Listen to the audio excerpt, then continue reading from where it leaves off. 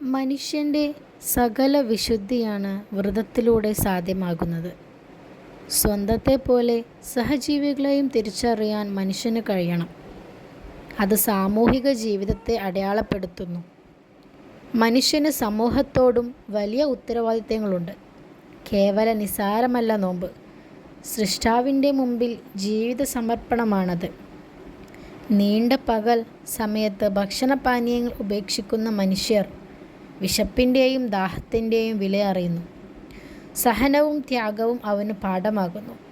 വ്രതം സ്വയം പരീക്ഷണമാകുമെന്ന് മാത്രമല്ല, സാമൂഹിക പരിസരത്തെ തട്ടിയുണർത്തുന്നു.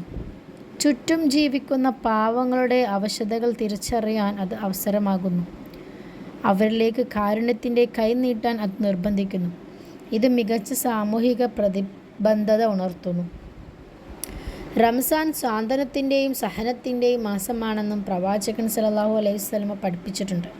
വികാരവിചാരങ്ങളെ സൂക്ഷ്മമായി നിയന്ത്രിക്കുന്നതെന്ന് നോമ്പിൻ്റെ പ്രത്യേകതയാണ്. ശാരീരിക ആവശ്യങ്ങളെ ബാഹ്യമായി നിയന്ത്രിക്കുക മാത്രമല്ല, എല്ലാ ഇച്ഛകളിൽ നിന്നും ആന്തരികമായി മോചനം നേടലുമാകണം.